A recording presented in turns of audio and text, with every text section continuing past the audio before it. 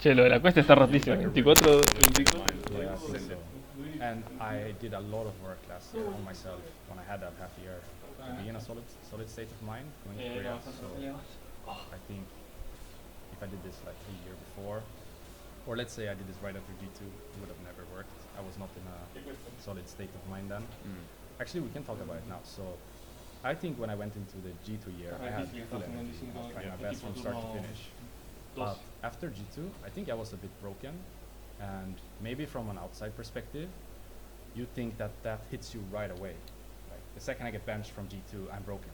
But actually how it worked for me was, I got benched in G2 and I got the broken feeling, like my life went to a low after first week of U Masters the next year. Really? So it was really delayed in hitting you, like the reality of everything. It took half a year, for that to hit me. K-Corp were really supportive during this time, which is something I don't think I've said, but they allowed me to be in Sweden more so than normal. So actually after the first week of U Masters, I traveled back to Sweden and I played the rest of U Masters from home, and my team was still in Paris playing. And we won. Yeah. We won at U Masters. I was gonna say.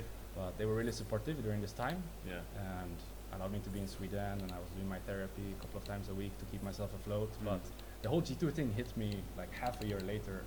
And if you think about it from an outside perspective, you probably think it hits you right away.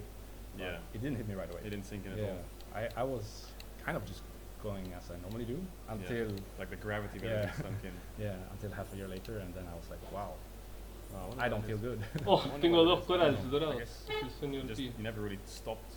I guess The maybe dream of the boy. that happened and you just went to grind, Yeah. and So, then they've never really stopped and hit you. so when G2 were blocking me from teams, and I realized I'm not going to end up in LEC, I actually had a moment when I was thinking to myself, I should take a break. This is just not good situation to be in. I should take a break. I should realign myself, reassess the situation, and then go again. But I was also really scared that my career would be over. So I was thinking of alternative options outside of LEC, and K-Corp were at this time coming off of 2 LFL wins, 2 U Masters wins, and this insane hype that they had around them. Like they were probably the biggest team in Europe at this time. 100%. When I had the call with them and we were talking, I was like, maybe too good of an opportunity to pass up on. But if I think back to it now, let's say I went into G2 with this amount of energy and other years with Fnatic. Yeah. In K-Corp, I think I went in with maybe this, so I think I ran out faster. The battery drained a bit, yeah. And that's when I had this moment in April when U Masters was being played, when I just completely reached bottom, I think, and I had nothing left to give. I was just empty. I don't know the best word to explain this feeling, but I felt like I was not human. Like this. I had no emotions, nothing. It was just, I was just an empty shell, and I realized I need help. So I had someone I was talking to in Sweden for a long time already. So I just went home and I started rebuilding my life. So when you won the split with K-Corp, it didn't feel anything, I guess? We didn't win that split. We finished third. Was the EU Masters, the spring EU Masters? That was the moment when I realized I need to do other stuff in my life, because after I won, I expected to be happy. It was my first win for a long time, but nothing. So I realized at this time I need to figure out other stuff to do in my life. That's when I started with paddle, and I tried to go paddle. Paddle. Is that like the tennis thing? Yeah, Against tennis thing with the glasses behind you. Oh, damn. So you were grinding the paddle? Yeah, grinding the paddle. I was playing every day, sometimes twice a day. And that gave me a lot of soul back. Yeah, I guess you're really competitive now. But yeah, too competitive for my own good, which we will get to soon, why that is. Yeah. I have a very obsessive mind. When I start something, it becomes like an obsession, like you're hyper fixated. I cannot even sleep at night without thinking about it. So paddle became that for me, and I think it kind of saved me, together with the therapy, of course, to get back on track. But summer 2022 was not good. I was mostly in Sweden. We finished 6th, I think, 9-9, and then we lost the first playoffs round, and we were out, missed the Masters, so we had a early exit from summer. So I had a lot of time after that to just figure stuff out. Yeah. Before the whole thing with Fnatic happened. So in hindsight, you said you think you should have like maybe role swapped around that time. So I think after K-Corp, I should have thought more about role swapping, because I had the time at that time to do it.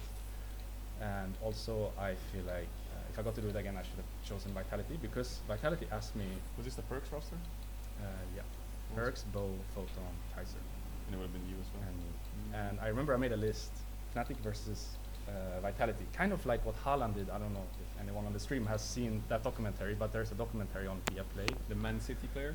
Yeah, when he chose Man City over other teams, and apparently he made some kind of list of pros and cons for each team, and he came to the conclusion that City was the one with the most pros. And I remember I made a similar list, Vitality versus Fnatic. And the one thing, pros or what? No, actually Fnatic did. Oh. But when I was comparing the lists, the one thing Vitality had was the better roster, and I still believe that to this day. Me, Kaiser, Herbs, both Photon, or me, Rocks, Humanoid, Razork, and Wunder. Do you agree or do you disagree? That I put the mark on the right side. In hindsight or in the moment? In the moment. Like if I was taken back in time with no knowledge of what happened? Yeah, I would say Vitality roster is pretty strong, but in hindsight I think it's like obviously hard to agree with that, right? Because that like crashed and burned in the end. But don't you think, okay, I don't want to, how do you say, I think I would have been able to help the situation more. I don't want to polish my ego or something. Yeah, you could have done more to save. I believe I could have helped that team. Fue un desastre, tenía I think a lot of my 4 strengths quests de are 32 de oro. how my team functions best. Not